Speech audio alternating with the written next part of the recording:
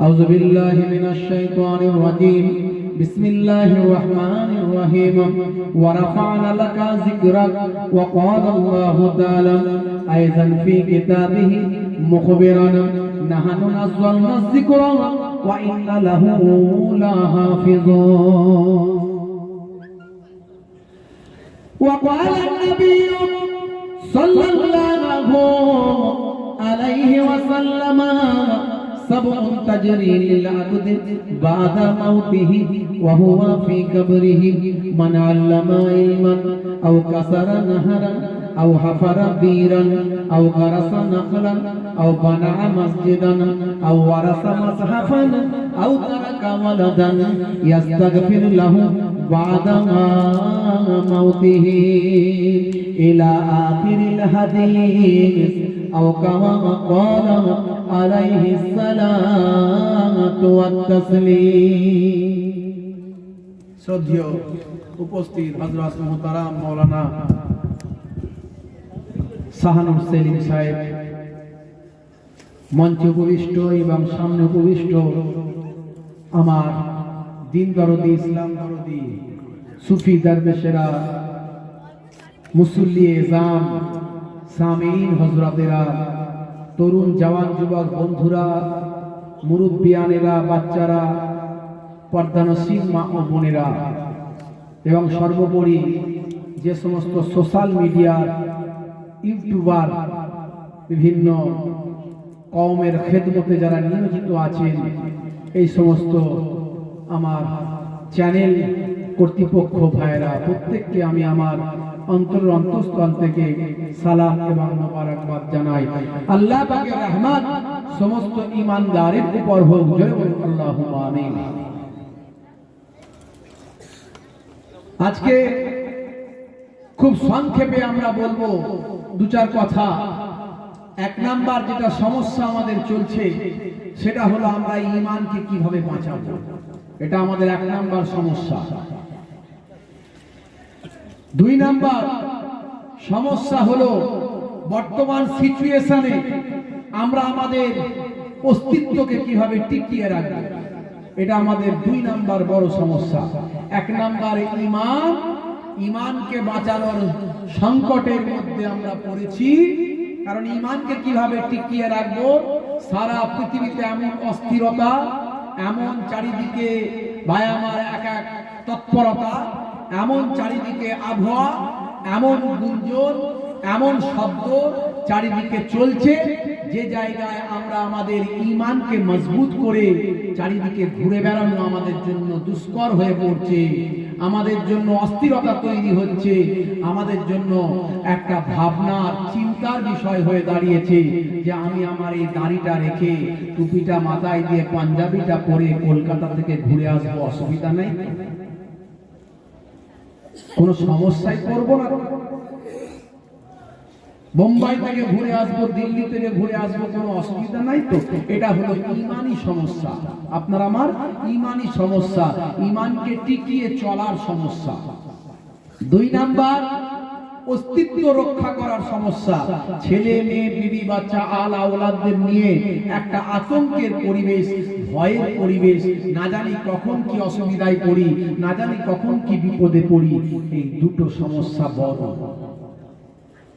তাহলে ঈমান যদি না বাঁচাতে পারেন, আমল টিকবে ভাই, কাজে লাগবে, লাগবে না।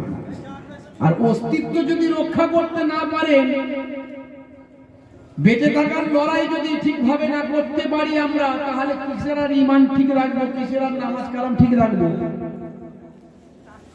এই জন্য তো বলা হয়েছে আগে খাও, না খেয়ে ইবাদত হয় না, পেটে ক্ষুধা আর ইবাদত করো বলছো।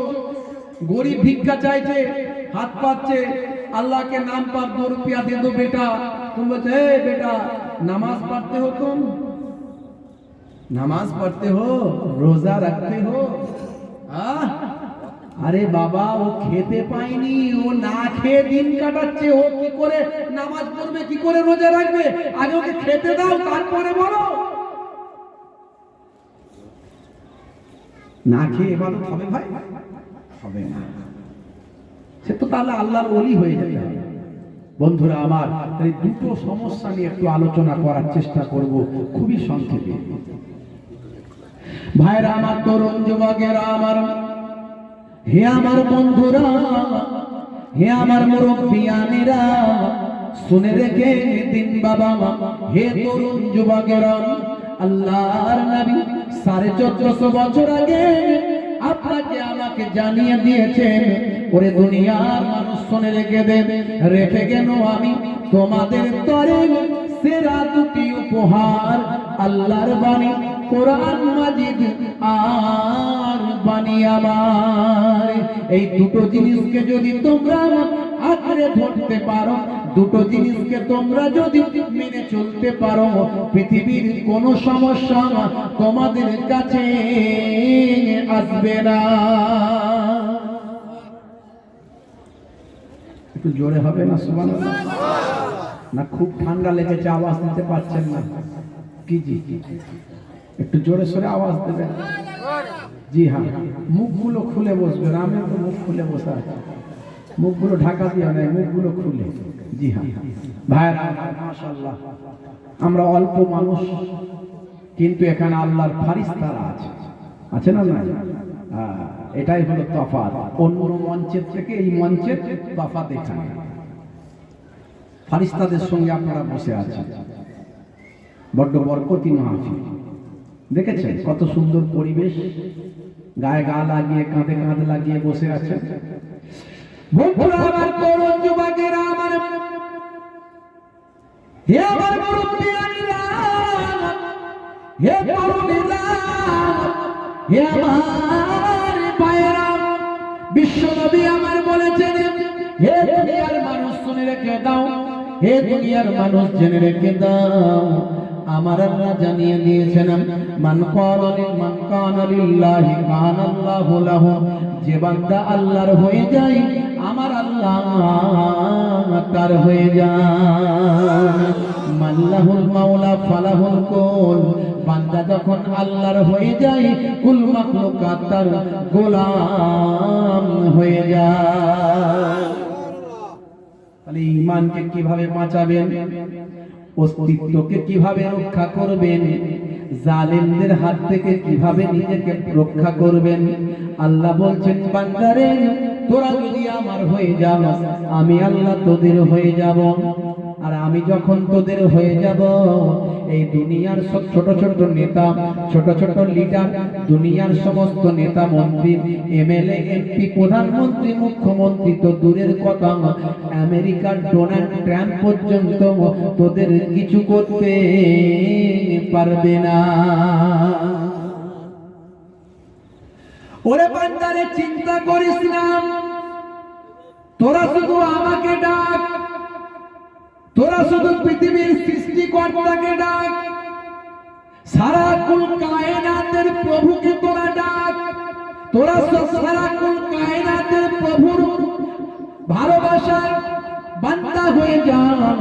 ওরে বান্দারে, শুনে রেখে দে, নূহ নবীর জামানায় তার উম্মতেরা অনেক অত্যাচার করেছিল।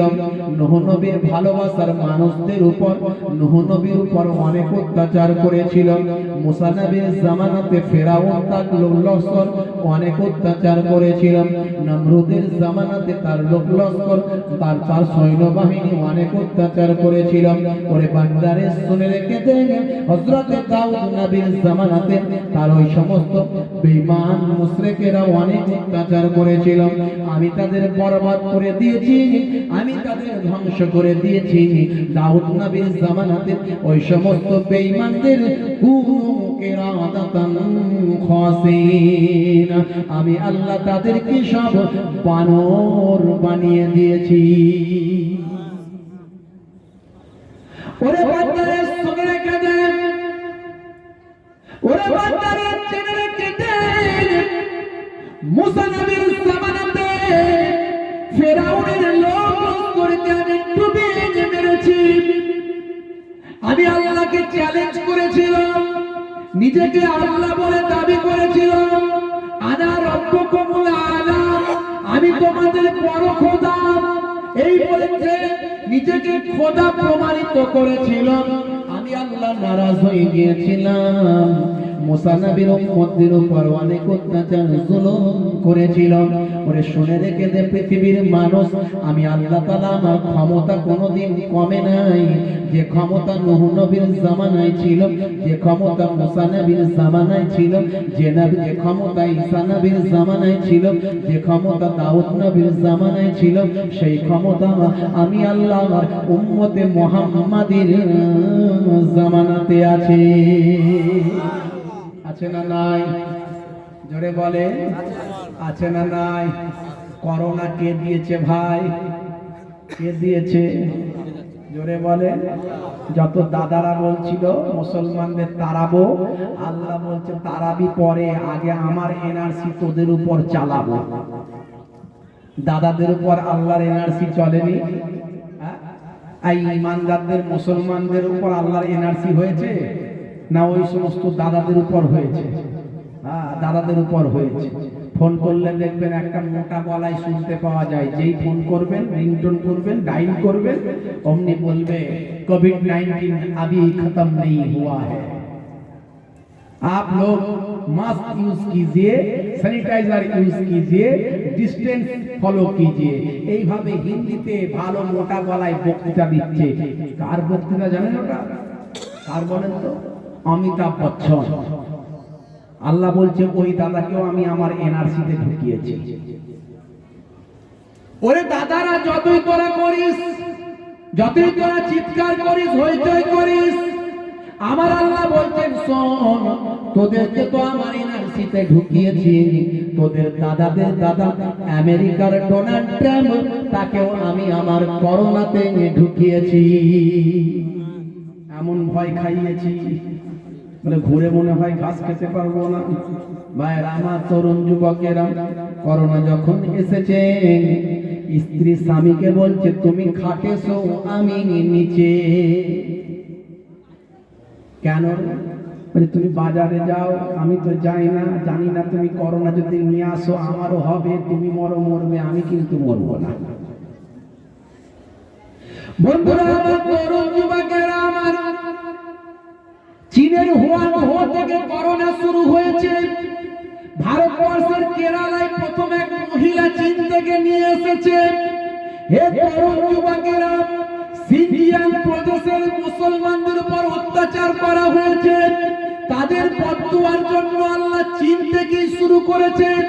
সারা বিশ্বের মানুষ আল্লাহ ভুলে গেছে, রাসূলের সুন্নাত তরিকা ছেড়ে দিয়েছে। হে তরুণ যুবকেরা, আমার আল্লাহ তাই চীন থেকেই শুরু করেছেন। চীনের মহিলাদের উপর সবচেয়ে বেশি অত্যাচার হয়েছে। সিনজিয়াং প্রদেশের মহিলাদের বোরকাগুলোকে কেটে কেটে ছোট করা হয়েছে। আমার আল্লাহ তাআলা বলছেন শুনে রেখে দেন, চীনের পুরো মানুষদের, চীনের সমস্ত মানুষদের আমি আল্লাহ বোরকা পরিয়ে ছাড়ব। হে তরুণ যুবকেরা, হে আমার মুরব্বিয়ানেরা, শুনে রেখে দিন, জেনে রেখে দিন, আমার আল্লাহ করোনা দিয়ে সারা পৃথিবীতে নিজের অস্তিত্বের প্রমাণ আবার দিয়েছে।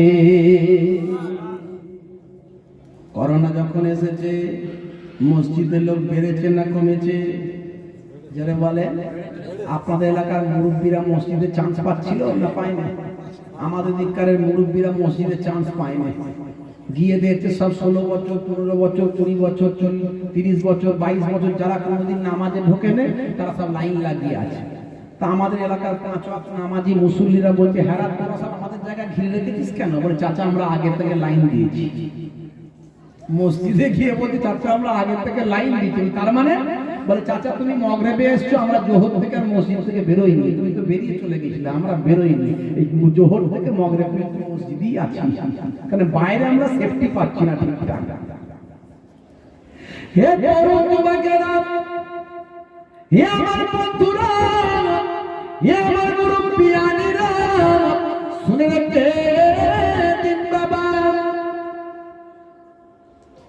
করোনা যখন এসেছে মুসলমান বলছে আর পারি না, এসেছে করোনা। মাতাল বলে মদের দোকান খোলো না, মদ না খেলে থাকতে পারি না। শেষে যখন দেখা গেল মদের দোকান খুললো, দেখো না মাতালের এত লাইন, এক মাতাল মদের বোতল ধরেছে, তার পেছন থেকে টেনেছে একজন প্যান্ট খুলে যায়, মাতালের হোশ থাকে না। ভাইরাল হয়েছিল কি হয় না? বন্ধুরা আমার, তরুণ যুবকেরা আমার, মুরব্বিয়ানেরা আমার, শুনে রেখে দেন, এই করোনাতে আমার আল্লাহ নিজের অস্তিত্বের পরিচয় দিয়েছেন। সারা পৃথিবীতে তাকিয়ে দেখুন, যে জায়গায় হাজার বছরে আল্লাহর নাম ধ্বনি বেজে ওঠে না, আল্লাহর ধ্বনির আওয়াজ পাওয়া যায় না, আল্লাহু আকবার শব্দ হাজার বছরে যে জায়গায় বেজে ওঠেনি, সেই জায়গায় আমার আল্লাহ নিজের অস্তিত্বের প্রমাণ দেখিয়েছেন। হাজার বছর পর আল্লাহু আকবার ধ্বনি ইটালির ময়দানে বেজে উঠেছে। হাজার বছর ধরে স্পেনে আল্লাহর নাম পাওয়া যায়নি। হে তরুণ যুবকেরা, হে আমার বন্ধুরা, হে আমার মুরব্বিয়ানেরা, একটা মানবাধিকার সংস্থা, নামদার হচ্ছে ভালিয়ান্তে বাংলা। এই ভালিয়ান্তে বাংলা নামক একটা মানবাধিকার সংস্থা স্পেনের রাজার কাছে বলল, প্রশাসনের কাছে জানালো, হে প্রশাসনের মানুষেরা, আমরা হলাম ভালিয়ান্তে বাংলা, আমরা একটা মানবাধিকার সংস্থা, আমরা চাই মুসলমানরা প্রকাশ্য ময়দানে নেমে এসে তাদের আজানটা দিক। হতে পারে তাদের আজানের পরিবর্তে, আজানের বিনিময়ে আমার আল্লাহ গজবকে সরিয়ে দেবে। হে তরুণ যুবকেরা, ভালিয়ান্তে বাংলার আবেদনে বা আমার সরকারের সম্মতিক্রমে দেখা গেল স্পেনের যে সমস্ত জায়গাতে, যে সমস্ত রাস্তাতে হাজার বছরে আল্লাহর নাম প্রকাশ পায়নি, এমন জায়গা বার্সেলোনা, মাদ্রিদ, এই সমস্ত বড় বড় শহর যেখানে মুসলমানদের নাম গন্ধ নাই, মুসলমান ভয়ে ভয়ে থাকে, এই জায়গার মানুষগুলো স্পেনের রাস্তায় রাজপথে দাঁড়িয়ে আল্লাহর নামে আযান দিতে থাকে। প্রশাসন সহযোগিতা করছে। তাহলে সারা পৃথিবী থেকে, শুধু স্পেনের কথা বললাম, ইতালির কথা বললাম, এরকম সারা পৃথিবীর যে জায়গায় আল্লাহর নাম, পৃথিবীর বুকে যে জায়গাতে আল্লাহর নাম বেজে ওঠেনি হাজার বছরে, সেই জায়গাতেও আল্লাহ এই মহামারীর সময় নিজের অস্তিত্বের প্রমাণ দিয়েছেন। জোরে বলুন সুবহানাল্লাহ। বন্ধুরা আমার, তরুণ যুবকেরা আমার, মুরব্বিয়ানেরা আমার, আল্লাহ বলছেন, বান্দারে তোরা আমার হয়ে যা, আমি তোদের হয়ে যাব। তোরা যদি আমার হয়ে যাস, আমি তোদের হয়ে যাব। তোদের ঈমান বাঁচাতেও অসুবিধা হবে না, অস্তিত্ব বাঁচাতেও অসুবিধা হবে না। এখন তোরা টেনশন করছিস, চারিদিকে কি চলছে, জালেম বাদশা, আরে বাপ রে বাপ, কি আইন নিয়ে আসে, কি অর্ডার নিয়ে আসে। আমি আল্লাহর হয়ে যা, তোদের কোনো অসুবিধা হবে না। বন্ধুরা আমার, তরুণ যুবকেরা আমার, হে আমার মুরব্বিয়ানেরা, হে তরুণেরা, হে জওয়ানেরা, শুনে রেখে দেন, মুসলমান আজকে আমরা আল্লাহ ভুলে গেছি, সেই রাসূলের সুন্নতকে ছেড়ে দিয়েছি, রাসূলের তরিকাকে ভুলে গেছি। হে মুসলমান, আল্লাহ ভুলে গেছি, রাসূল ভুলে গেছি, রাসূলের তরিকা সুন্নতকে ভুলে গেছি। মনে রাখবেন, ঈমানকে মজবুত করার জায়গায় ঈমানকে আমরা বিলুপ্ত করে দিচ্ছি, ঈমানকে আমরা বিকিয়ে দিচ্ছি, অর্থের জন্য, টাকার জন্য, সম্পদের জন্য নিজেদের ঈমানকে বরবাদ করে দিচ্ছি। হে তরুণ যুবকেরা, হে আমার বন্ধুরা, হে আমার মুরব্বিয়ানেরা, শুনে রেখে দেন বাবা, জেনে রেখে দেন, মুসলমান যারা প্রকৃত মুসলমান হয়েছে, তারা নিজেদের ঈমানকে, ঈমানের জন্য নিজেদের জীবন বিলিয়ে দিয়েছে, নিজেদের জীবনটাকে বিলিয়ে দিয়েছে নিজেদের ঈমানের জন্য। এমন একজন বিখ্যাত ব্যক্তি, তার নাম হলো আব্দুল্লাহ ইবনে হুযায়ফা। জি হ্যাঁ, রোমানদের সঙ্গে যুদ্ধ, মদিনা শরীফকে অ্যাটাক করছে রোমানরা, খ্রিস্টানরা মদিনা শরীফকে অ্যাটাক করছে। এমন সময় হযরতে ওমর ফারুক, খলিফায়ে শানি, মুসলিম অর্ধ জাহানের, অর্ধ পৃথিবীর শাসককর্তা হযরতে ওমর ফারুক কেমন তার বিচার ছিল, তার বিচার ব্যবস্থায় মানুষের কোন জায়গায় ছিল, মানুষের ভাই আমার নীতি নৈতিকতা কেমন, ইমানদার ওমর ফারুকের জামানায় মুসলমানদের অবস্থা কেমন ছিল, যদি শোনেন অবাক হবে। বন্ধুরা আমার, একদিনকার ঘটনা, দুই ভাই একটা ছেলেকে ধরে নিয়ে এসেছে হযরতে ওমর ফারুকের কাছে বিচারের জন্য। বিচার, আজকালকার বিচার, আজকালকার তো বিচার কেউ পায় কেউ পায় না। বিশ্বাসে ভালোবাসায় বিচার হয়ে যায়, কোর্টের বিচার এখন বিশ্বাসেও হয়, হয় কি হয় না? ভাইরা আমার, আমরা জানি বাবরি মসজিদ নিয়ে যে রায় হয়েছে, সেই রায় আমরা দেখেছি। কোর্ট বলেছিল, সুপ্রিম কোর্ট বলেছিল যে বাবরি মসজিদের তলায় এমন কোন স্ট্রাকচার পাওয়া যায়নি যে স্ট্রাকচার দ্বারা প্রমাণিত হয় যে এখানে কোনো অন্য ধর্মের কোন পরিকাঠামো ছিল, এরকম কোন স্ট্রাকচার পাওয়া যায়নি। কোর্ট এটা পরিষ্কার ভাবে বলে দিয়েছিল। তবে কোর্টের রায়টা এমন কেন হলো? কোর্ট বলেছিল এটা হলো বিশ্বাস, বিশ্বাসের উপর রায়। আমরা জানি আইন চলে যুক্তির ভিত্তিতে, আইন চলে ভাই আমার থিওরির ভিত্তিতে, আইন আইনের পথে চলে, কিন্তু বিশ্বাসের পথেও যে আইন চলে তা আমরা দেখেছি। বন্ধুরা আমার, সেই বাবরি মসজিদের তলায় আজকে যখন খনন কার্য চলছে, তখন আমরা দেখতে পেলাম, মিডিয়ায় প্রকাশ পেল 100 ফুট নিচে, যত নিচে নামছে তত পানি আর বালি বেরোচ্ছে, সেখানে কোনো পরিকাঠামো পাওয়া যায়নি। এমনকি ভাই আমার, খনন কার্য যত করা হচ্ছে, বৃহৎ পরিকাঠামো তৈরি করার জন্য দেখা যাচ্ছে ভাই আমার তলায় এত বালি আর পানি বেরোচ্ছে যে এখানে বিরাট বড় পরিকাঠামো আর তৈরি করা সম্ভব নয়। কাজ বন্ধ রাখতে বাধ্য হচ্ছে ইঞ্জিনিয়ারেরা। বন্ধুরা আমার, তাই আপনি আল্লাহর হয়ে যান, আল্লাহ আপনার হয়ে যাবে।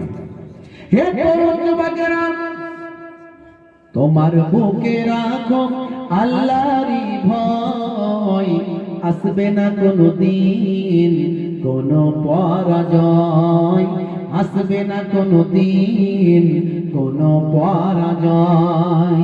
জোরে হবে না? আর জোরে হবে না? আরেকটু জোরে হবে না?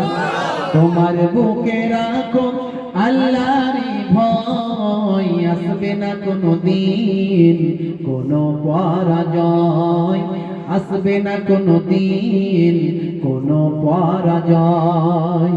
হারাম হালাল জেনে, সরল সত্য মেনে, নিষিদ্ধ সব ছেড়ে উঠুক জীবন বেড়ে। হারাম হালাল জেনে, সরল সত্য মেনে, নিষিদ্ধ সব ছেড়ে উঠুক জীবন বেড়ে। যাবে তুমি জান্নাতে, যা ছিল স্বপ্ন তোমার, তোমার বুকে রাখো আল্লাহরই ভয়, আসবে না কোনদিন কোনো পরাজয়, আসবে না কোনদিন কোনো পরাজয়। বলুন না সুবহানাল্লাহ, বলুন না সুবহানাল্লাহ। তাহলে ভয়টা কার করবে? ভয় কার? অন্তরে কার ভয় থাকবে? কোন দাদা, কোন দিদি, কোন নেতা, কোন নেত্রী? সামনে ভোট আসছে, তাই তো নাকি? পুলিশ সর্বনাশ, মুসলমান চিন্তা করছে কি করা যায়, কাকে ভোট দেব, কোন পথে চলবো, কিভাবে কি করব। ভাই রে ভাই, হে বন্ধুরা, তরুণ যুবকেরা আমার, আপনার একটা ভোট, একটা ভোট আপনার কোটি টাকারও বেশি মূল্য। মাথায় রাখবেন, যে আপনার ভোটকে কিনে নেবে আজকে, যদি আপনার ভোটটা কারো কাছে বিক্রি হয়ে যায়, মনে রাখবেন সে একদিন আপনাকেও বিক্রি করে দেবে। আপনার একটা ভোট আপনার সন্তানের ভবিষ্যৎ, আপনার একটা ভোট আপনার সন্তানের নিরাপত্তা, আপনার একটা ভোট আপনার সন্তানের উজ্জ্বল ভবিষ্যৎ, আপনার একটা একটা ভোট আপনার মা বোন বাচ্চা কাচ্চা সকলের জন্য নিরাপত্তা। তাই একটা ভোট আপনি কোথায় দেবেন সেটা আপনাকেই ঠিক করতে হবে। সামনে আসছে 2021 সালের বিধানসভা। বন্ধুরা আমার, মনে রাখবেন, যে যেখানে যে দলে করেন না কেন, মুসলমান যেখানে ভোট দেন না কেন এক জায়গায় দেবেন। এটা আমি আপনাদের কাছে বলবো। আমি কোনো পার্টি করি না, আমি কোনো পার্টির তাবেদারিও করি না, আমি কোনো পার্টির গোলামিও করি না, কোনো পার্টির টাকাও নিই না। মনে রাখবেন, তাই আমি বলতে পারি, বুক ফুলিয়ে বলতে পারি, আমি কওমের সামনে কওমের হয়ে বলতে পারি, পিছিয়ে পড়া দলিত আদিবাসী সংখ্যালঘু ভাই আমার, যারা আজকে এই স্বাধীনতার পর থেকে যাদেরকে শুধু ঠকানো হয়েছে, আজকে যদি আমরা শুধু না ঠকতাম তাহলে আমরা অমুসলিম ভাইদের সঙ্গে কাঁধে কাঁধ লাগিয়ে পায়ে পা লাগিয়ে চলতে পারতাম। কেন এরকম এক সিচুয়েশন হলো আমাদের, যেখানে আমরা পশ্চিমবঙ্গে 30 থেকে 35% মুসলমান বাস করি, সেখানে আমরা 2% কেন চাকরি করি? কেন 2% চাকরি করি আর কেন 70% মারামারি করি? কেন মারামারি করি 70%? কে আমাদের পিছিয়ে রাখলো? এ ষড়যন্ত্র কে করেছে? আমি নির্দিষ্ট কোন দলকে বলবো না, এটা সম্মিলিত 70 বছর ধরে 74 বছর ধরে আমাদেরকে বোকা বানিয়ে রাখা হয়েছে। বন্ধুরা আমার, মুরব্বিয়ানেরা আমার, আমাদের ঐক্যবদ্ধ হতে দেওয়া হয় না। আজকে মথুয়া ভাইরা ঐক্যবদ্ধ, তাই তাদের এত গুরুত্ব। আজকে দলিত ভাইরা ঐক্যবদ্ধ, তাই তাদের এত গুরুত্ব। আজকে মুসলমানরা যদি ঐক্যবদ্ধ থাকতো, ভাই আপনার সিলসিলা আপনার কাছে থাকুক, আপনি যে সিলসিলারই মানুষ হন, ফুরফুরা শরীফ সিলসিলা, দেওবন্দি, আপনি যে সিলসিলা, বেরেলি সিলসিলা, আপনি যে সিলসিলা, ভাই আমার যে দলের যে মতের হোক না কেন, সেটা আপনার নিজস্ব ব্যাপার। আপনি আমার মতটা মানেননি, আমি দাদা হুজুরের মত মানি। আমার দাদা হুজুরকে আমি ভালোবাসি। ফুরফুরা শরীফ মুজাদ্দিদুজ্জামান সিরাতুল মুস্তাকিম পথ দেখিয়ে দিয়ে গেছেন, তার মুরিদিন মুহিব্বিনরা আমরা। তার সঙ্গে রাসূল বলেছেন, কিয়ামতের দিনে যে দুনিয়াতে যাকে অনুসরণ করবে তার সঙ্গে তার হাসর হবে। আমরা মুজাদ্দিদুজ্জামানকে মানি, তার সঙ্গে আমরা উঠতে চাই। কিন্তু আপনার সঙ্গে আমার আকীদাগত মাসালাগত তফাৎ থাকতে পারে, কিন্তু যখন নিজেদের অস্তিত্বের লড়াই, নিজেদের নিরাপত্তার লড়াই, তখন মুসলিমদের সমস্ত ভোট এক জায়গায় পড়ুক, যেখানে পড়ুক এক জায়গায় পড়ুক। আমি এটাই বলবো, এর থেকে বেশি বলার কিছু আমার নাই। বন্ধুরা আমার, তরুণ যুবকেরা আমার, তাহলে আপনার গুরুত্ব থাকবে, না হলে আপনার গুরুত্ব কারো কাছে থাকবে না। 5টা ভাই যদি 5 রকম হয়ে যায়, 5টা ভাই যদি 5 রকম হয়ে যায়, কারো কাছে গুরুত্ব থাকে না। 5টা ভাই যদি এক হয়ে থাকে, সবাই বলে ওরা 5 জন রে, লাগবি না। কথা ঠিক না? বন্ধুরা আমার, তরুণ যুবকেরা আমার, হে আমার মুরব্বিয়ানেরা, আজকে আমরা দেখতে পাই বিশ্বনবীর তরিকা না থাকার জন্য, সুন্নাত না থাকার জন্য চারিদিকে কি চলছে দেখতে পাই। বড় বড় আসামিরা জেল থেকে বেরোচ্ছে। আমাদের রাজ্য অনেক ভালো তুলনামূলক, অন্যান্য রাজ্যে গেলে আমরা দেখতে পাই বড় বড় আসামি, জেল খাটা আসামি বিচার হয়েছে, দোষী সাব্যস্ত হয়েছে, অল্প কিছুদিনের মধ্যে জেল থেকে বেরিয়ে আসছে। নেতারা তার গলায় ফুলের মালা দিচ্ছে। হয়েছে না হয় না?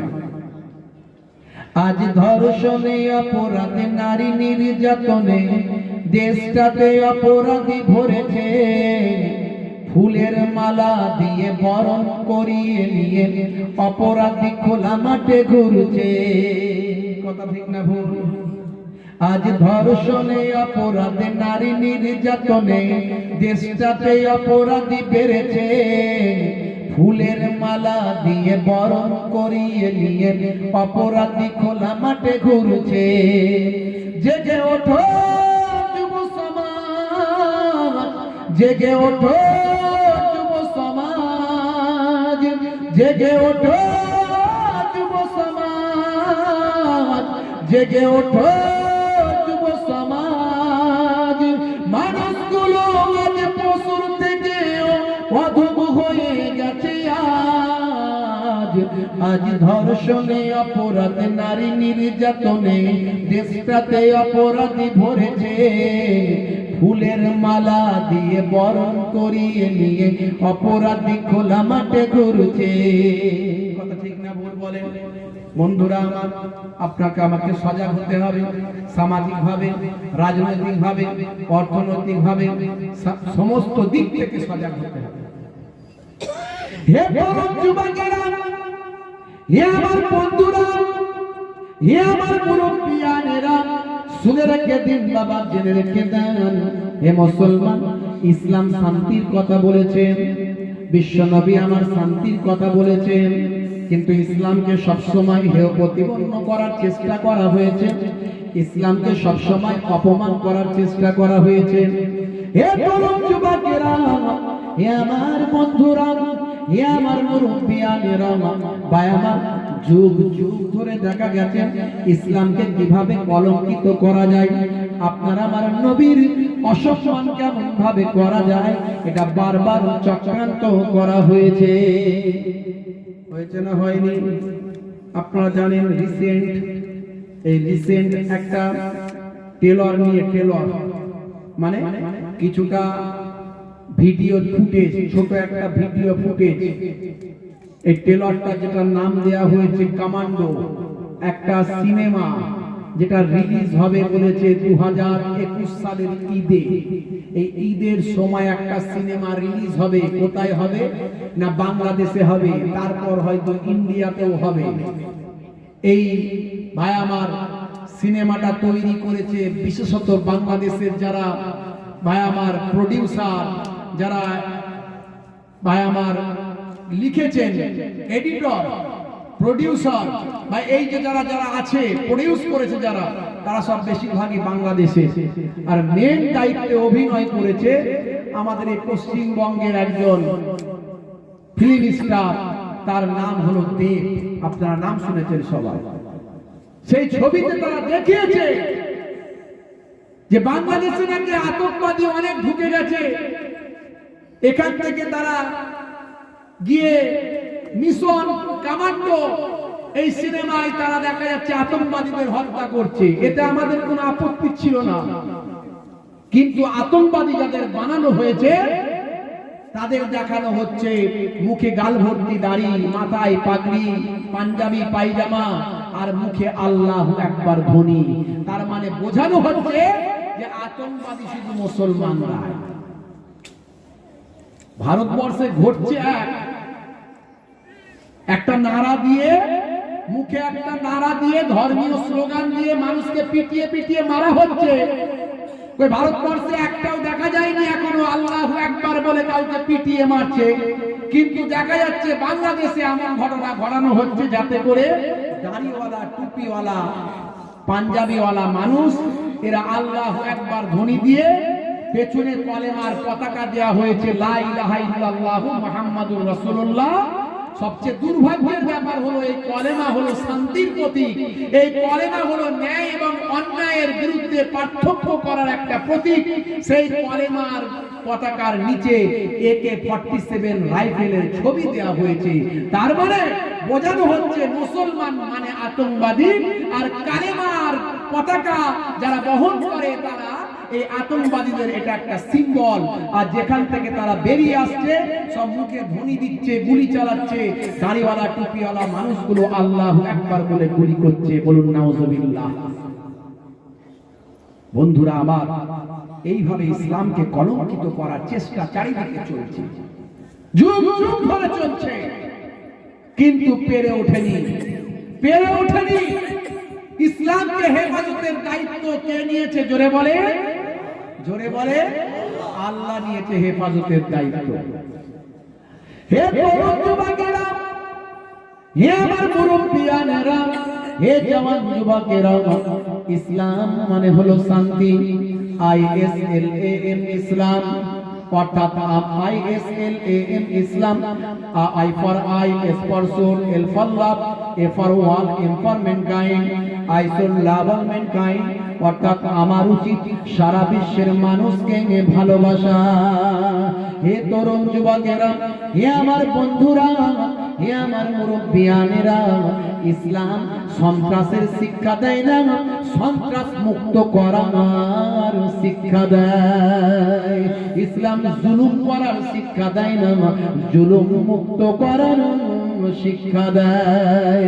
হে যুবকেরা, হে আমার বন্ধুরা, হে আমার মুরব্বিয়ানেরা, শুনে রাখবেন দিন বাবা, इस्लाम मोहब्बत का नाम है इस्लाम, इबादत का नाम है इस्लाम, इनायत का नाम है इस्लाम, हिफाजत का नाम है इस्लाम।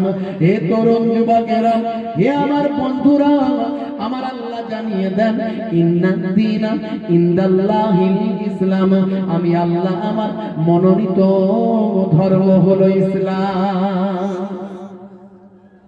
আজকে তারা ইসলামের উপর আঘাত হানা সাহস করছে আমার আপনার জন্য। কিছু মুসলিম ভাই যুক্ত হয়ে আছে। কুরুল যখন গাছ কাটছে তখন গাছ বলছে, হ্যাঁ রে কুরুল, তুই কি আমাকে কাটতে পারতিস যদি আমার জাত ভাই তোর বাঁট না হতো? কথা ঠিক না ভুল? জোরে বলে। সবাইয়ের মধ্যে ঐক্য আছে, ভালোবাসা আছে, ভ্রাতৃত্ব আছে, আর মুসলমানের মধ্যে ঐক্য নাই। ভাই ভাইকে চেনে না, চাচা ভাইপোকে চেনে না, মামা ভাগে চেনে না। আছে না নাই? হাই রে হাই। বন্ধুরা, আমার তরুণ যুবকেরা, এর কারণ হলো একটা শিক্ষা। শিক্ষা আমাদের মধ্যে এখনো কম আছে। শিক্ষাই পারে চেতনা তৈরি করতে, চেতনা পারে সমাজ সুন্দর করতে। শিক্ষা আপনার জীবনকে পারে পাল্টে দিতে। এর জন্য ইসলামে সবচেয়ে বেশি শিক্ষার গুরুত্ব দেওয়া হয়েছে, কিন্তু মুসলমানেরা সবচেয়ে কম শিক্ষার উপরে গুরুত্ব দিয়েছে। ইসলাম বলেছে নামাজ পড়া ফরজ, রোজা রাখা ফরজ। আমার নবী তার সঙ্গে সঙ্গে বলেছেন পুরুষ এবং মহিলাদের তালাবুল ইলমে ফরিদাতুন আলা কুল্লি মুসলিমিন ওয়া মুসলিমাত, প্রত্যেকটা মুসলমান নর নারীর জন্য, পুরুষ এবং মহিলাদের জন্য ইলম শিক্ষা অর্জন করা হলো ফরজ। উতলুবুল ইলমা মিনাল মাহদি ইলাল লাহদ, তুমি শিক্ষা লাভ করো মায়ের পেট থেকে কবরের পেট পর্যন্ত। জোরে বলুন সুবহানাল্লাহ। কোরআন মাজিদে আছে 6666টা আয়াত, তার মধ্যে 500টা আয়াত হলো আদেশ আর নিষেধের, 6166টা আয়াত হলো হিস্ট্রি অফ পাস্ট, অতীতের ইতিহাস। কোরআন মাজিদের যে ওয়ার্ডটা প্রথম বিশ্ব নবীর কাছে এসেছিল সেটাও এসেছিল ইকরা, পড়ো। জোরে বলুন সুবহানাল্লাহ। মুসলমান আজকে মহিলাদের, নারীদের শিক্ষার গুরুত্ব দিতে হবে। নারীদের শিক্ষার গুরুত্ব দিতে হবে। নারীদেরকে শিক্ষিত করুন। আপনার ঘরের মেরিটোরিয়াস মেধাবী মেয়েটাকে আপনি ডাক্তার করুন। কে কি বলছে শোনার দরকার নাই, ইসলাম বাধা দেয়নি।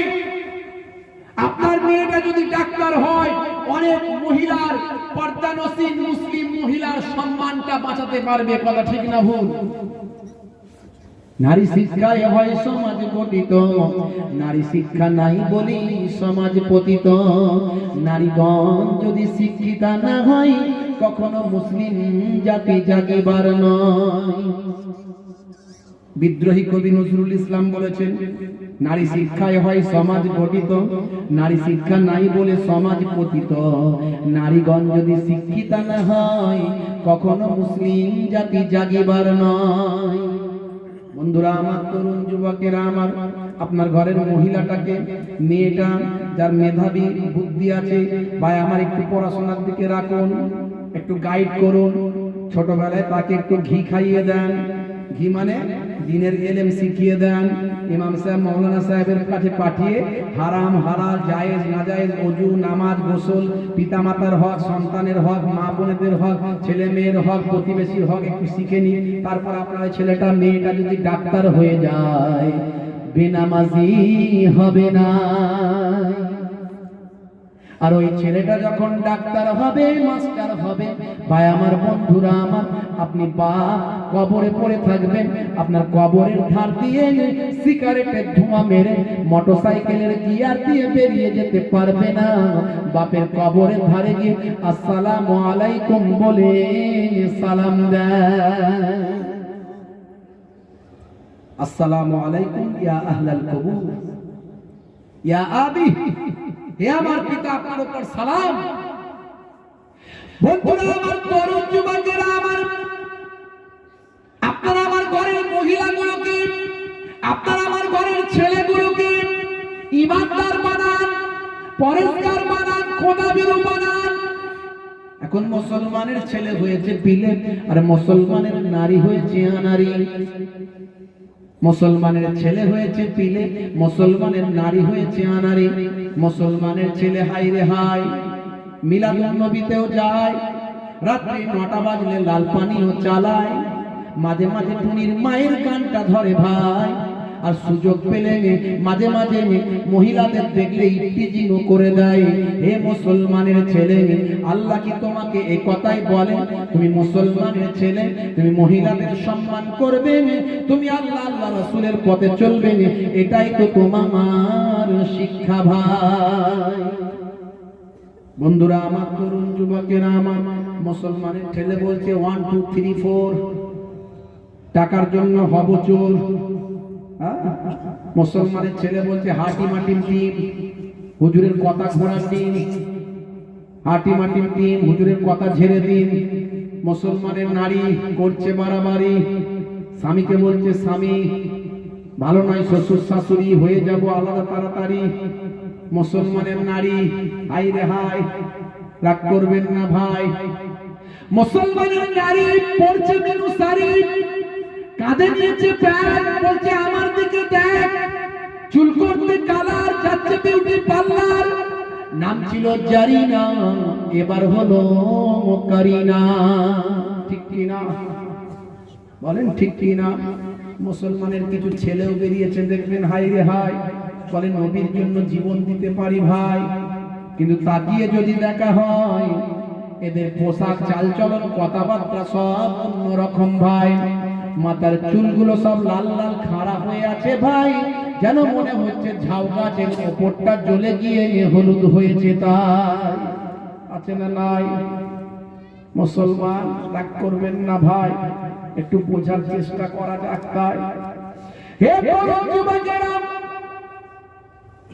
আগের মতো মানুষ তো আর এখন পাওয়া যায় না, মানুষ সব বদলে গেছে, বদলায়নি তো জামানা। কথা ঠিক কিনা বলেন? আগের মতো মানুষ তো আর এখন পাওয়া যায় না, মানুষ সব বদলে গেছে, বদলায়নি তো জামানা। জামানা ঠিকই আছে, মানুষ সব বদলে গেছে, মানুষ সব বদলে গেছে, জামানা ঠিকই আছে। চুলগুলো ছোট ছোট, প্যান্ট শার্ট আটো সাটো, সুজোরা পায়ে দিয়ে, পেছনে ব্যাগ নিয়ে, ফোটে দেয় লিপস্টিক, হাসে শুধু ফিক ফিক। ওদিকে গেলে চোখ যেন কোনো ভদ্রলোক, কাছে গেলে দেখা যায় পুরুষ মানুষ না, মাশাআল্লাহ দাঁড়িয়ে আছে মিসির রুবিনা। বলুন ঠিক কিনা? কি মহিলাকে আপনি তৈরি করেছেন? একটা মহিলা যখন জাহান্নামে যাবে, সঙ্গে সে 4 জনকে নেবে, বড় ছেলেকে নেবে, ভাইকে নেবে, বাপকে নেবে, স্বামীকে নেবে। বলে তোদের জন্য আমি জাহান্নামে যাচ্ছি, তোরা আমাকে বারণ করিস না, আমার সঙ্গে যাবি চল। হে তরুণ যুবকেরা, হে আমার বন্ধুরা, হে আমার মুরব্বিয়ানেরা, হে মুসলমানের নারী, করবেন না বাড়াবাড়ি, শুনে রাখুন তাড়াতাড়ি। স্বামীর সঙ্গে করবেন না খারাপি, শাশুড়ির সঙ্গে করবেন না মারামারি। হে মুসলমানের নারী, একটু পর্দার মধ্যে আছেন থাকুন, শুধু শুধু বাইরে বেরোবেন না, প্রয়োজন না হলে ঘোরাঘুরি করবেন না, আর মেলাতে গিয়ে মেলাবাজি করবেন না। ভালো লাগছে না একটু হেফাজতের মধ্যে, পর্দার মধ্যে থাকতে? ওরা সব খুলে বেড়াচ্ছে, সর্বনাশ, জিন্সের প্যান্ট পরে, টাইট ফিটিং গেঞ্জি পরে তুমি পড়তে পারো না, তোমার বাপ বলে বোরকা পরো, তোমার ভালো লাগে না। আছে না নাই? মনে হয় আমার মা বোনদের মাঝে মাঝে যদি একটু খোলা আল ঘুরতে পারতাম। মনে পড়ে গেছে, চাষির দুটো বলদ গরু ছিল, বলদ গরু। চাষি চাষের টাইমে চাষ করে, বাকি টাইমে গইলেই থাকে। মালিক ঠিক টাইমে টাইমে পুকুরে নিয়ে যায়, গোসল করায়, গায়ে মাথায় একটু হাত বোলায়, ভালো ভালো খাবার খাওয়ায়। নিজে খারাপ খাবার খেলে ওই চাষের গরু দুটোকে ভালো খাবার দেয়, কারণ এটা তার পোষার জিনিস, ভালোবাসার জিনিস। রেগে গেলে দুখা দেয় বটে, কিন্তু মাঝে মাঝে চুমুও খায়। কথা ঠিক না ভুল? হ্যাঁ বন্ধুরা আমার, একদিন একটা ষাঁড় এসে কানে কানে বলছে, হ্যাঁ তোরা তো বন্দি হয়ে থাকিস, একটু চ না ঘুরে বেড়ায়, ফাঁকা পেয়েছিস আজকে, গলাটা খোলা আছে, চ না যাই। আরে আমি কত ঘুরি জানিস, আমি স্বাধীন, তোদের মতো নয় পরাধীন। আমি স্বাধীন, তোদের মতো নয় পরাধীন। মাঠে ঘেটে করি না কাজ, তাই তো এত রূপের সাজ। চল ভাই একটু ঘুরে বেড়াই, এদিক ওদিক দেখে যাই, চল ভাই একটু ঘুরে বেড়াই। এখন বলদরাই ষাঁড়ের কথা শুনে বেরিয়েছে, চ ভাই যাই। বলছিস যখন যাই, নতুন বন্ধু বলে কথা, হৃষ্টপুষ্ট সুন্দর বন্ধু পেয়েছে, চ একটু ঘুরে বেড়াই। মালিক তো নাই, বলে সবুজ যত ঘাস দেখতে পেয়েছে, দেখছিস ভাই এগুলো আমরা খেতে পারি, কোনো অসুবিধা নাই, এগুলো সব আমাদের জন্যই আছে, কেউ বারণ করবে নাই। চল তিন বন্ধু মিলে একটু ভালো করে খাই। যে চাষির জমিতে যেই নেমেছে, ভালো করে আরাম করে খাচ্ছে, হেসে খুশি আনন্দে খাচ্ছে। কোথায় ছিল চাষি দেখতে পেয়েছে, হাল পাজর নিয়ে এসছে, বড় হাল নিয়ে এসছে, ছুটে এসে ডান্ডা দিয়ে মেরে ঠান্ডা করছে। গুপ গাপ করে দু চার ঘা তিনজনকে দিয়েছে, কাউ মাউ করে আও আও করে সব উঠে পড়েছে। উঠে পড়ে চোখ দিয়ে পানি ঝরছে। দুইজন বলদ ষাঁড়কে বলছে, প্রভুর আদরে হয়েছি বড়, পেট ভরে গায়ে আহার, তুই তো বেটা আধ পেটা খাস, বেশি তো জোটে প্রহার। প্রভুর আদরে হয়েছি বড়, পেট ভরে খাই আহার, তুই তো বেটা আধ পেটা খাস, বেশি তো জোটে প্রহার। পরাধীন হয়েও মোরা আছি তো বেশ সুখে, তোর মতো স্বাধীন হয়ে রইব না কো দুঃখে। তোর সঙ্গে রাখলে ভাব আখেরে মোর ক্ষতি, আজ থেকে বন্ধুত্বে করে দিলাম ইতি। পরাধীন হয়েও মোরা, আমার আপনার ঘরের মহিলারা, তারা মনে মনে ভাবে আমার বাপ মা আমাদেরকে ঠিক মতো খোলাম ঘুরতে দেয় না, মাদা দেয় বকে। হ্যাঁ, পরাধীন হয়েও মোরা আছি তো বেশ সুখে, তোর মতো স্বাধীন হয়ে রইব না কো দুঃখে। তোর সঙ্গে রাখলে ভাব আখেরে মোর ক্ষতি, আজ থেকে বন্ধুত্বে করে দিলাম ইতি। হে তোর যুবকেরা, হে আমার মায়েরা, হে আমার বোনেরা, একটু হেফাজতের মধ্যে চলবেন। আল্লাহর নবী জানিয়ে দিয়েছেন চারটে ভালো কাজ করবেন। আল্লাহর নবী সাল্লাল্লাহু আলাইহি ওয়াসাল্লাম পাঁচ ওয়াক্ত নামাজটা পড়বেন। মেয়েরা মায়েরা বছর এক মাস রমজানের রোজাটা রাখবেন, বছর এক মাস রমজানের রোজাটা রাখবেন। একটু স্বামীর দেখাশোনা খেদমতটা করবেন, আর একটু হেফাজতের সঙ্গে চলবে। এই চারটে কাজ যদি করতে পারো মা, তাহলে আমার আল্লাহ জানিয়েছেন, নবী বলেছেন, তোমরা 8টা জান্নাতের দরজা তোমাদের খুলে দেওয়া হবে। বন্ধুরা আমার, তরুণ যুবকেরা আমার, একটু হেফাজতের মধ্যে চলতে হবে, ঈমানকে বাঁচাতে হবে। ঈমান বাঁচানো বড্ড কঠিন ভাইরা আমার। ইসলাম খুব সুন্দর, যদি বোঝার চেষ্টা করতাম, ইসলামকে যদি বোঝার চেষ্টা করতাম। আমরা তো উল্টো বুঝি, আমরা ইসলামের ভালোটা না বুঝে খারাপ দিকটা নিই। ইসলামের মধ্যে কোনো কিছু নাই, কোনো খারাপ নাই, কিন্তু ভালোটা না নিয়ে আমরা খারাপের দিকে হাঁটি। সেদিন একজন বলতে, হুজুর আপনাদের মুখে শোনা, আপনারাই বলেন যে কবরে গেলে মুনকার নাকির ফারিস্তা আসবে, 40 কদম চলে গেলে মান রব্বুকা ওয়া মা দীনুকা মান নবিয়ুকা বলবে। হ্যাঁ, বলছে এরকম যদি কোনো বাপ তার সন্তানদের ওসিয়াত করে, বাবু মরে গেলে যখন কবরে দিবি নতুন বাঁশ কঞ্চি দিয়ে দিবি না, নতুন নতুন বাঁশ কঞ্চি বাতা যে সমস্ত নতুন দেওয়া হয় ওই নতুন দিবি না, যা দিবি সব পুরানো, অনেক দিনকার পুরানো খুঁজে খাজে নিয়ে এসে সেগুলো দিয়ে দিবি। কেন? কেন আবার আপনারা তো বলেন 40 কদম চলে গেলে ফারিস্তা আসবে, মান রব্বুকা ওয়া মা দীনুকা ওয়া মান নাবিয়ুকা বলবে, যখন এসে কবরে ঢুকবে দেখবেই তো নতুন কবর নয়, বহুদিনের পুরানো কবরে ঢুকেছি। তাহলে প্রশ্ন করবে না, যদি করতে আসে বলবো কভার করে উত্তর দেবো। ভাই প্ল্যান চিন্তা করে, কি ভাবনা চিন্তা, আমি অবাক হয়ে গেলাম। সর্বনাশ! হাই রে মুসলমান, রাগ করবেন না বাপ, আমার ইসলাম ছিল কত সুন্দর, ইসলামের নিয়ম, ইসলামের কানুন কত সুন্দর। যে কথা বলছিলাম, দুজন ছেলে একটা মানুষকে ধরে নিয়ে এসেছে ওমর ফারুকের কাছে। হে তরুণ যুবকেরা, হে আমার বন্ধুরা, হে আমার মুরব্বিয়ানেরা, শুনে রেখে দিন বাবা, জেনে রেখে দেন, হযরতে ওমর ফারুকের কাছে ধরে নিয়ে এসেছে বাবা। হযরতে ওমর ফারুক রাদিয়াল্লাহু তাআলা আনহু সেই সময় বলেছিলেন, হে ছেলেরা, কি ব্যাপার, ওই মানুষটাকে কেন ধরে নিয়ে এসেছো? সেই সময় ওই যুবক দুটো বলেছিল, ও আল্লাহর নবীর সাহাবী, ও আমাদের খলিফা, ও খলিফায়ে সানি হযরতে ওমর ফারুক, এই মানুষটা আমাদের পিতাকে হত্যা করেছে, আমাদের পিতাকে হত্যা করেছে মানুষটা। বন্ধুরা আমার, তরুণ যুবকেরা আমার, কষ্ট হচ্ছে নাকি আপনাদের? ভালো করে বলে, একটু হবে তো, শেষ করতে দেবো। তরুণেরা আমার, যুবকেরা, এমন সময় দেখতে পাওয়া যায় হযরতে ওমর ফারুক সেই সময় জিজ্ঞাসা করলেন, ব্যাপারটা কি? ওই মানুষটা বলেছিল, হুজুর আমার দোষ আছে, আমি মেনে নিচ্ছি, আমি ওনার পিতাকে হত্যা করে ফেলেছি, কিন্তু ঘটনাটা শুনুন, ও আল্লাহর নবীর সাহাবী, ও হযরতে ওমর ফারুক রাদিয়াল্লাহু তাআলা আনহু সেই সময় হযরতে ওমর ফারুককে বলতে লাগলেন, হুজুর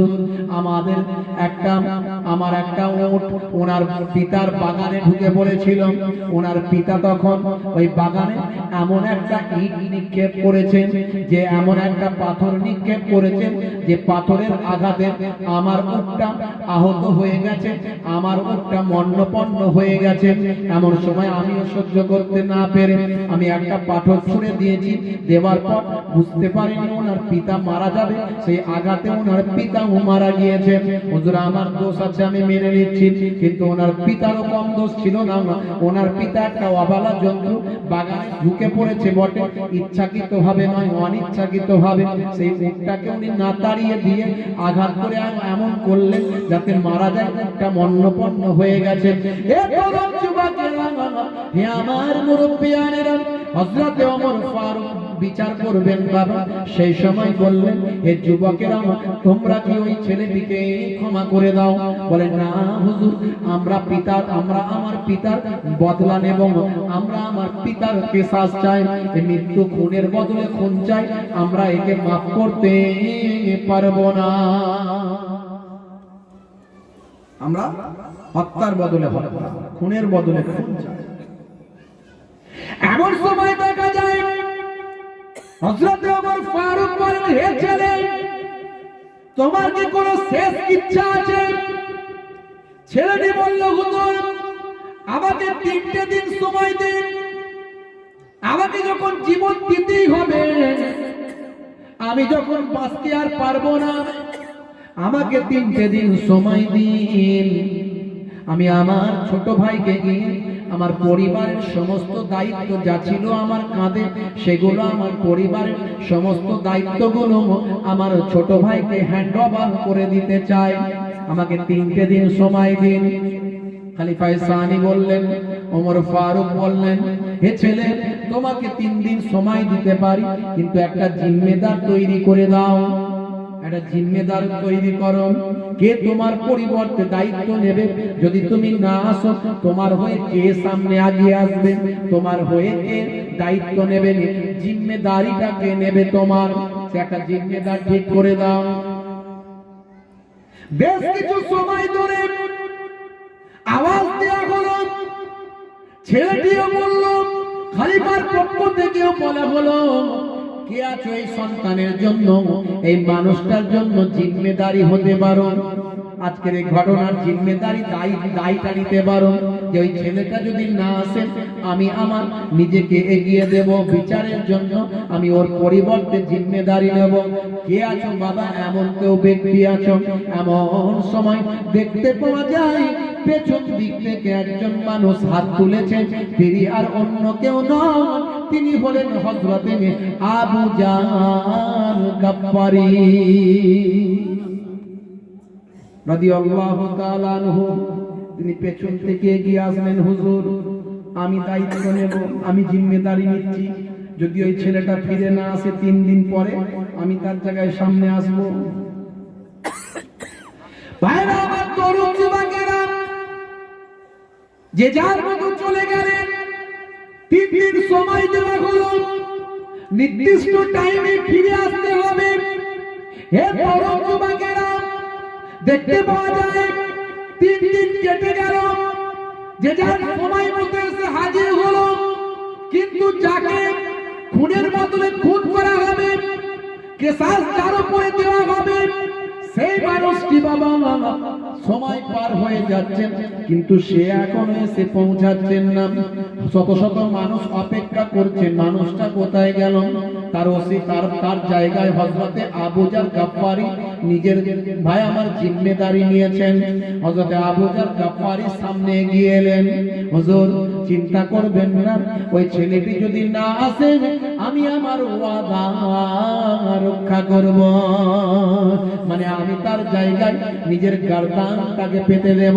এ তরুণ যুবকেরা, এ আমার মুরব্বিয়ানেরা, আমি আপনি কেমন মুসলমান, তারা কেমন মুসলমান, একটুখানি চিন্তা করুন, একটুখানি ভাবুন, বিচারটা কেমন হচ্ছে একটুখানি লক্ষ্য করুন। এ তরুণ যুবকেরা, এ আমার বন্ধুরা, এ আমার মুরব্বিয়ানেরা, শুনে রেখে দিন বাবা, জেনে রেখে দেন বাবা, ঠিক সন্ধ্যার আগে আগে, সন্ধ্যার একটু আগে বাবা, 3 দিন কভার হয়ে শেষ মুহূর্ত পার হয়ে যাবে। এমন সময় হন্তদন্ত হয়ে বাবা ওই যুবকটি, ওই ছেলেটি যার উপর কে ভাই আমার কেসাস চেপেছিল, যাকে হত্যার বদলে হত্যা করা হবে, ওই অপরাধী ভাই আমার সন্ধ্যার আগে আগে হযরতে ওমর ফারুকের কাছে সে হাজিরা দেয়। হযরত ওমর ফারুক জিজ্ঞাসা করলেন, হে ছেলে, তুমি তাহলে শেষ মুহূর্তে এসে পৌঁছালে? বলে, জি হুজুর, আমি তো তোমার কাছে লোক পাঠাইনি, তুমি তো ইচ্ছা করলে ফাঁকি মেরেও দিতে পারতে, নাও আসতে পারতে, নাও আসতে পারতে, তুমি তো নাও আসতে পারতে, তুমি যে এসে উপস্থিত হলে কি ব্যাপার? আমরা তো ভেবেছিলাম তুমি আর আসবে না, তুমি এসে শেষে পৌঁছালে, শেষ মুহূর্তে এলে, ব্যাপারটা কি? ভাইরা আমার, তরুণ যুবকেরা আমার, হে আমার মুরব্বিয়ানেরা, হে তরুণেরা, হে আমার জওয়ান যুবকেরা, একটু ভালো করে শোনো। হে মুসলমান, একটুখানি কানে ভাই আমার, কানে হৃদয়ে লাগিয়ে নিন কথাটা। সেই সময় ওই মানুষটি বলেছিল, হে ওমর ফারুক, হে আমাদের খলিফা, শুনে রেখে দিন, জেনে রেখে দিন, আমি শেষ মুহূর্তে এসে উপস্থিত হলাম, আমি বুঝতে পেরেছি আমার একটু দেরি হয়ে গেছে, আমি কথার খেলাপ করতে পারবো না, কথার খেলাপ করতে পারবো না, আমি আসবো না এটা ভাবলেন কি করে হুজুর? আমি নিশ্চয় এসে পৌঁছাবো, কারণ কেউ কোনোদিন না বলতে পারে একজন মুসলমান কথা দিয়েছিল, সে তার কথা রাখে না। হে তরুণ যুবকেরা, এমন সময় সেই মানুষটি যখন বলল, হুজুর আমি এই জন্যই শেষ মুহূর্তে এসে উপস্থিত হয়েছি, কোনদিন না কোন মানুষ বলতে পারে একজন মুসলমান ওয়াদা করেছিল, ওয়াদা রক্ষা করেনি, আমি সেই জন্যই সে উপস্থিত হয়েছি। হযরতে আবু যার গফফারীকে হযরতে ওমর ফারুক বললেন, হে আবু যার গফফারী, আপনি কেন জিম্মেদারি নিলেন একটু বলুন।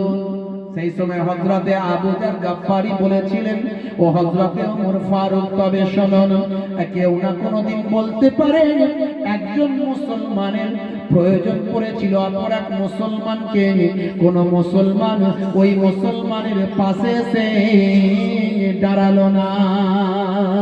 কোন মুসলমানের একজন মুসলমানের প্রয়োজন পড়েছিল অপর মুসলমানকে, একজন মুসলমানের সাহায্যের দরকার পড়েছিল অপর মুসলমানকে, কেউ না কোনোদিন বলতে পারে ওই মুসলমানের পাশে কোন মুসলমান দাঁড়ালো না। তাই আমি আবু যার গফফারী, আমি জেনে শুনি যদি ওই মুসলমানটা না আসতো তাহলে আমি জানি আমার গর্দানটাকে বিছিয়ে দিতে হতো। এরপরও আমি আবু যার গফফারী আমি জিম্মেদারি নিয়েছিলাম। এই ঘটনা শুনে ওই পিতার দুই সন্তান বলল, হুজুর, আমরা ওই মানুষটাকে ক্ষমা করে দিলাম, আমরা ওই মানুষটাকে মাফ করে দিলাম। হযরতে ওমর ফারুক বললেন, কেন বলো, তোমরা কেন দু ভাই মাফ করলে? তোমরাই তো বলেছিলে কেসাস চাই, খুনের বদলে খুন চাই, তোমরা কেন মাফ করলে?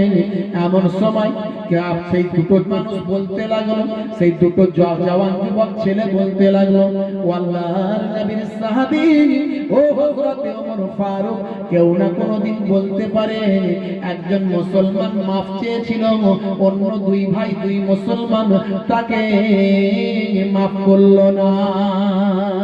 হে তরুণ যুবকেরা, এটাই হলো হযরতে ওমর ফারুকের জামানার মুসলমান। জোরে হবে না?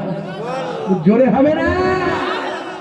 আর আজকের মুসলমান একটু চিন্তা করুন, আজকের মুসলমান এক ভাইকে মারলে অন্য ভাই বলে বেটা বড্ড বদমাইশ ঠিক করছে।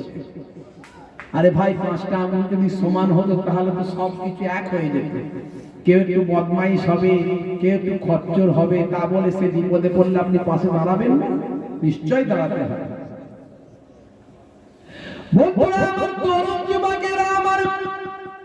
মুসলিম তুমি নামে হলে আজ কামে হলে না ভাই, মুসলিম দেখো অপরাধে লিপ্ত কেন হয়? মুসলিম তুমি নামে হলে আজ কামে হলে না ভাই, মুসলিম দেখো অপরাধে লিপ্ত কেন হয়? মুসলিম তুমি কোরআন হাদিস পড়তে জানো না, মুসলিম তুমি মসজিদেতে নামাজে এলে না। মুসলিম তুমি নামে হলে আজ মুসলিম তুমি নামে, মুসলিম এলে ন্যায়ের পথে সমাজ বদলাবে রে, সমাজ বদলাবে। মুসলিম তুমি নামে হলে আজ কামে হলে না ভাই, মুসলিম দেখো অপরাধে লিপ্ত কেন হয়? মুসলিম তুমি কোরআন হাদিস পড়তে জানো না, মুসলিম তুমি মসজিদেতে নামাজে এলে না। মুসলিম তুমি নামে হলে আজ মুসলিম তুমি নামে, মুসলিম এলে ন্যায়ের পথে সমাজ বদলাবে রে, সমাজ বদলাবে। কথা ঠিক না ভুল বলেন? বলেন ঠিক কিনা? একটু হ্যাঁ হতে রাগ করছেন নাকি? ঠান্ডা লাগছে খুব? জোরে বলেন, ঠান্ডা লাগছে?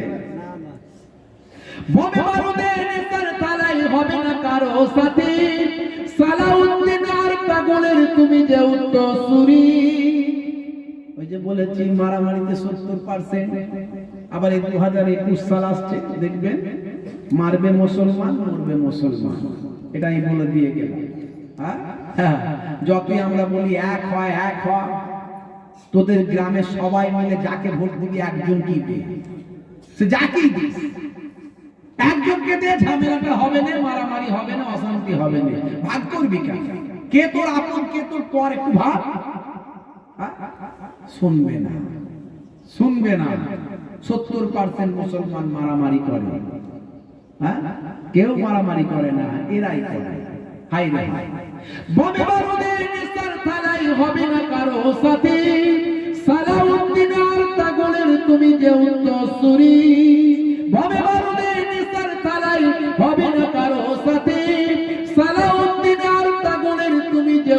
কসুরি ব্যঙ্গ কার্টুনে ব্যঙ্গ সিনেমায় নবীর সম্মান কমে না ব্যঙ্গ কার্টুনে ব্যঙ্গ সিনেমায় নবীর সম্মান কমে না গুগল সার্চে সেরা মনীষী খুঁজে দেখো না জোরে হবে না জোরে হবে না বন্ধুরা আমার তরুণ যুবকেরা আমার মুসলমানদের নেতা ঠিক করতে হবে নেতা লিডার আমাদের নবী বিশ্ব নবী সেই বিশ্ব নবী হলো পৃথিবীর শ্রেষ্ঠ নেতা সেই শ্রেষ্ঠ নেতার অনুসরণ করতে হবে শুধু মুখে বললে হবে না নবী মানে আমি মুসলমানের বাচ্চা হে তরুণ যুবকেরা তোমার কাজ তোমার আখলাক তোমার ব্যবহার তোমার চরিত্র যেন মুসলমানের বাচ্চার মতো হয় তোমার কাজ তোমার আখলাক তোমার চরিত্র যেন বেঈমানের মতো না হয় মুসলমান মার খেলে মরলে তুমি খুশি হবে এটা যেন না হয়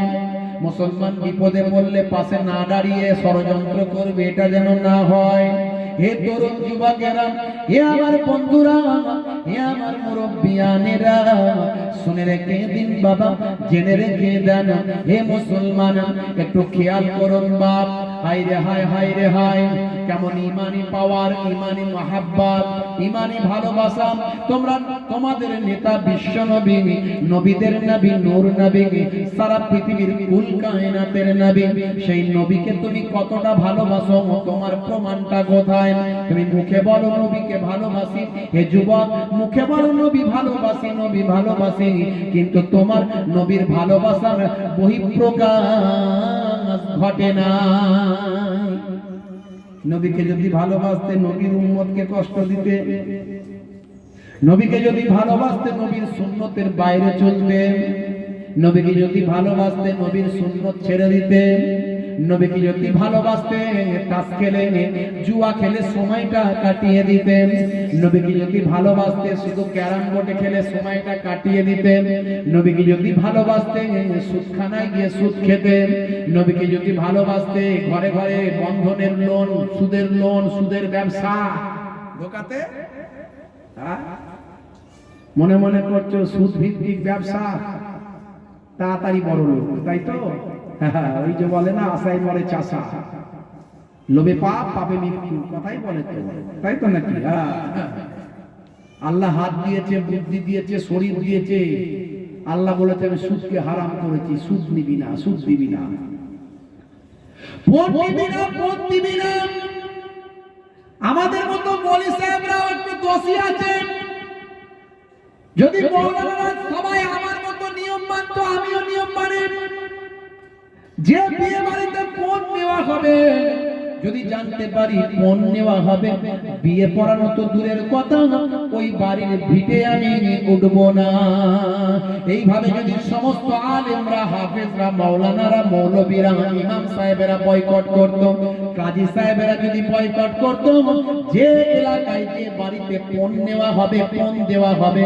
সেই বাড়ির বিয়েতে আমরা বিয়ে পড়াবো না সেই বাড়িতে আমরা খাবো না এই নির্দেশনা যদি মসজিদের ইমাম মসজিদ থেকে জারি করত গ্রামের মানুষ কোন বিয়ে বাড়িতে আর পণ নিতে দিতে পারতো না পারবে ইমাম আলেম ওলামাদের ছেড়ে চলার ক্ষমতা আছে আপনারা আমার বলেন মরলেও ইমাম মরলেও হুজুর বাঁচলেও হুজুর ছেলে হলেও হুজুর আকিকা করব মৌলভী সাহেবকে নিয়ে আয় কানে আজান দেব মৌলভী সাহেবকে নিয়ে আয় নাম রাখবো মৌলভী সাহেবকে নিয়ে আয় আর মরে গেলে জানাজা পড়াবো মৌলভী সাহেবকে নিয়ে আয় নিজে কিছু হবে না ইমাম সাহেব মৌলভী সাহেব হাফেজ সাহেব মুফতি সাহেব লাগবে হুজুর সাহেব লাগবে সেই হুজুররা যদি অ্যাক্টিভ হতো যেমন আমি আমার জানা মতে পণ দেওয়া হলে সেই বাড়িতে আমি যাব না সেই বিয়ে আমি পড়াবো না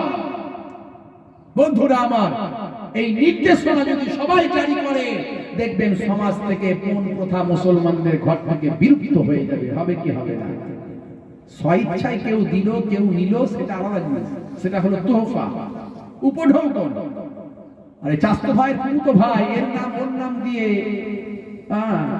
সেই মানে খড় খাবো না খড়ে গা ঘষবো তোমার চাস্ত ভাই বলেছিল ওখানে অমুক পাড়াতে অমুক এক কুমির মা ছিল হ্যাঁ সে বলেছিল সে আমাদের এই বৈজন্তবিন্দুকার দরাকে দেখে বড্ড ভালো লেগেছিল, নাচে এত দিতে চেয়েছিল, যদি ঠিকঠাক পাই তবে হবে আমি তুমি আমার সুন্দর বিয়া। তাই তো নাকি ভাই? এসব কথা চলবে না বন্ধুরা আমার, তরুণ যুবকেরা আমার। সুদভিত্তিক ব্যবসা, আমা আতাইতুম মিন রিবা লিয়ারবু ফি আমওয়ালিন নাস ফালা ইয়ারবু ইনদাল্লাহ। তোমরা সুদভিত্তিক ব্যবসা করছো, মনে মনে করছো লাভবান হবে, শরীর খাটাবে না, হাত খাটাবে না, পা খাটাবে না, পরিশ্রম করবে না, বুদ্ধি লাগাবে না, ব্যবসা করবে না, হালাল তেজারত করবে না, ইনভেস্ট করে দিচ্ছ, ডবল নেবে, 3 ডবল নেবে। তাই তো বন্ধুরা আমার, তরুণ যুবকেরা আমার, যত সুদের বড় বড় কারবারিরা ভাই আমার, ওই যে সারদা, রোজ ভ্যালি, আরো কি কি নাম ছিল, সব সব জেল খাচ্ছে, জেলের গোডাউনে ঢুকে গেছে, লক্ষ লক্ষ মানুষ সর্বশান্ত হয়ে গেছে। আজকে আমার আল্লাহ বলে দিয়েছে সুদ ভিত্তিক ব্যবসা আমি আল্লাহ হারাম করেছি, তোরা হারাম কিনলে তাহলে আজ না হলো পরে ঠকবি। বন্ধুরা আমার, তরুণ যুবকেরা আমার, বলে দিয়ে গেলাম, হে তরুণ যুবকেরা, হে আমার বন্ধুরা, হে আমার মুরব্বিয়ানেরা, শুনে রেখে বাবা, এইভাবে আমরা আমাদের ঈমানকে বরবাদ করছি। আমি শুধু একজন ঈমানদারের কথা বলবো, যিনি কেমন নিজের ঈমানকে বাঁচিয়েছিলেন। হে তরুণ যুবকেরা, ঈমানকে কেমন ভাবে মজবুত করেছিলেন, ঈমানের পরীক্ষায় কেমন ভাবে কামিয়াবি হয়েছিলেন।